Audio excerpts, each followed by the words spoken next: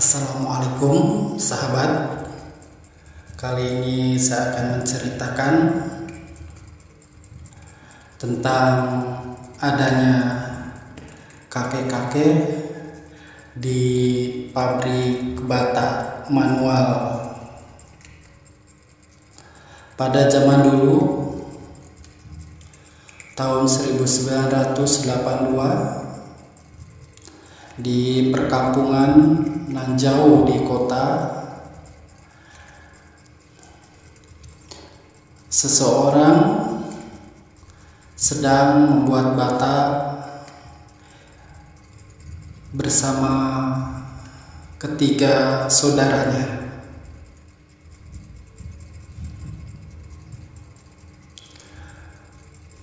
Tak ada yang percaya kalau aku ceritakan bahwa ada kakek tua berwajah seram yang sering kulihat. Rambutnya sangat panjang dan berwarna putih, tak pernah bersuara tetapi hanya menangis. Sekali ia juga terdiam tanpa ekspresi atau menunjukkan mimik, marah tanpa sebab. Ia sendiri cuma menyapaku selama beberapa detik, tak pernah lama, dan tetapi semakin lama aku amati, ia semakin sering menampakkan diri. Awalnya aku mengacukannya, tetapi aku bertanya-tanya, kenapa ia sering menampakkan diri padaku? Lantas aku berpikir, mungkin ada yang ingin diceritakannya padaku. Akhirnya suatu hari, ku beranikan diri untuk mengambil lembur demi bisa berbincang berdua dengannya. Jadi pabrik batu bata itu yang dikerjakan dengan saudara-saudaranya itu dibayar sahabat. Jadi kalau sampai sore di luar jam kerja, maka akan dibayar dengan uang tambahan. Kira-kira seperti itu sahabat. Dan benar, setelah itu ia muncul. Dan benar, setelah ia muncul, aku beranikan diri bertanya kepada kakek tua itu, kenapa ia sering menyapa dan kenapa ia sering menangis. Tanpa menjelaskan lewat kata-kata, aku langsung tahu apa yang terjadi padanya. Puluhan tahun yang lalu, seperti sebuah gambaran yang jelas ditunjukkannya padaku bahwa ia pernah disiksa di tempat ini. Kakek-kakek itu pernah disiksa di tempat ini sahabat, di pinggir kali. Dan arwahnya itu dia penasaran. Jadi kakek itu mengalami penyiksaan di tempat ini, dan akhirnya arwahnya penasaran. Kita kembali ke ceritanya. Setelah aku tahu, akhirnya aku pamit kepada kakek itu, dan keesok hariannya aku menceritakan kejadian ini pada atasan dan teman-teman kerjaku. Tentu saja mereka tak percaya, tetapi untungnya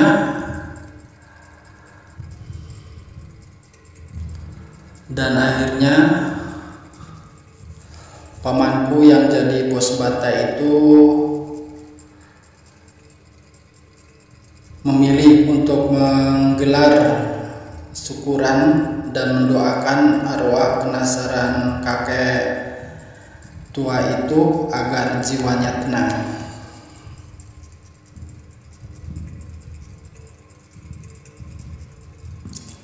Aku baru saja pindah seminggu yang lalu dan aku merasa ada yang aneh dengan kantor baruku ini.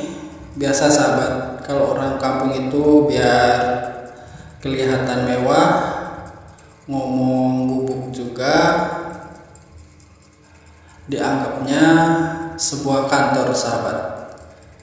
Ya itu sudah terbiasa dengan sesama buruh dan sesama teman pasti akan berkata seperti itu. Apalagi di depan cewek-cewek sahabat pasti akan berkata yang lebih tinggi dari adanya. Seperti itu sahabat biasanya untuk memikat wanita gitulah, biar tertarik. Kembali ke cerita. Aku tak bisa mengatakan apa yang aneh itu. Suatu hari aku mencuri dengan dari perbincangan rekan sekerjaanku mengaku bahwa barangnya ada yang hilang lagi.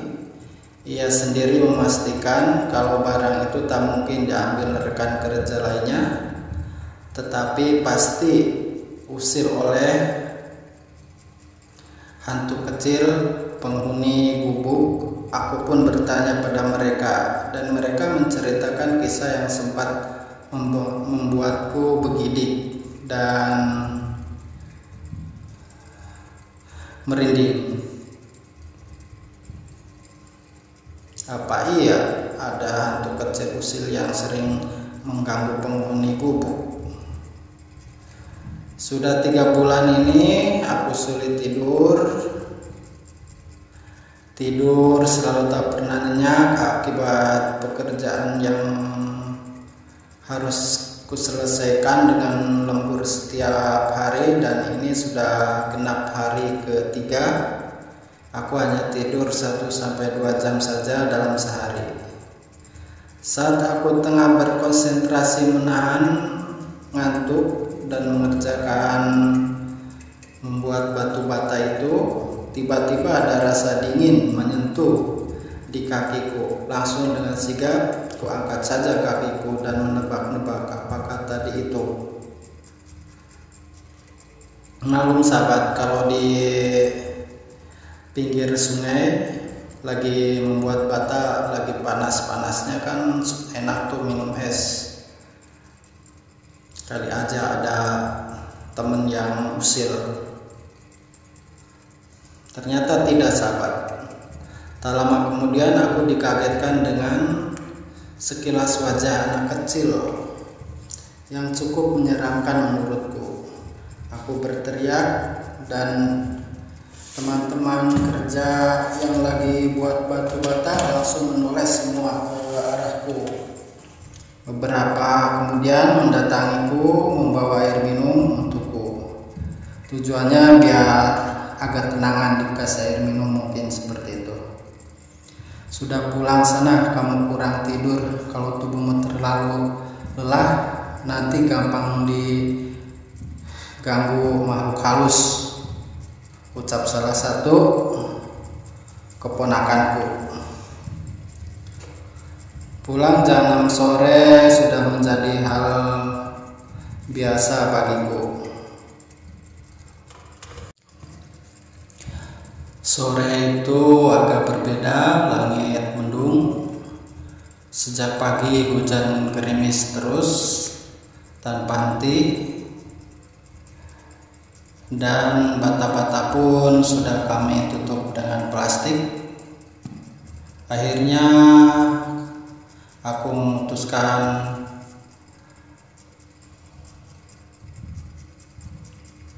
pulang dengan memakai daun pisang, jalan kaki melalui jalan setapak yang berkelok-kelok dengan pinggirnya ditumbuhi rerumputan serta air hujan yang menempel di rumput tersebut.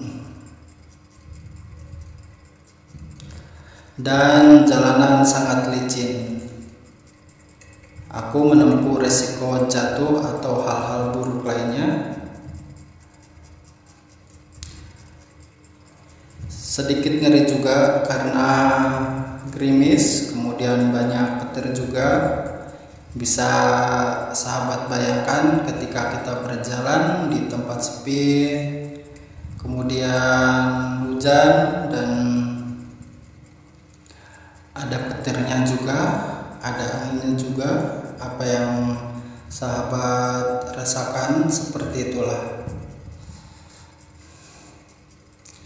Tepat ketika aku menunggu hujan reda di bawah pohon mangga, aku melihat seorang gadis di seberang kali dengan mengenakan payung merah. Zaman dulu itu payung itu barang yang mahal atau barang yang langka. Makanya dia terasa aneh kalau ada orang memakai payung. Kembali ke cerita.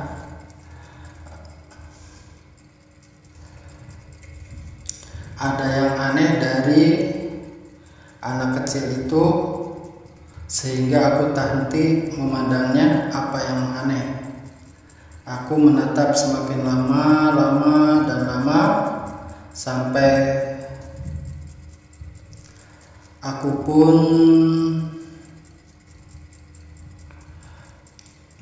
bergegas jalan kembali karena takut dengan anak kecil yang membawa payung itu.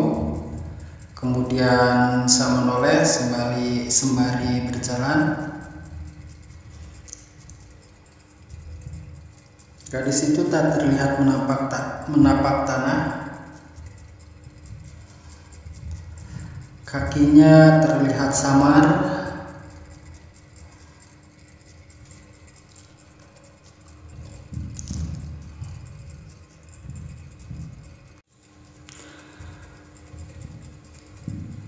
Dan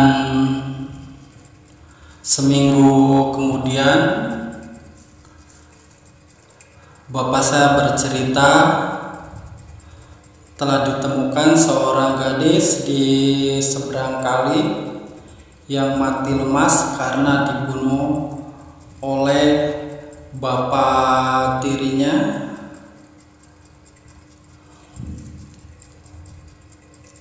Berarti mungkin kejadiannya tepat saat aku melihat hantunya yang meminta pertolongan. Ya, jadi disitulah gadis itu dibunuh ketika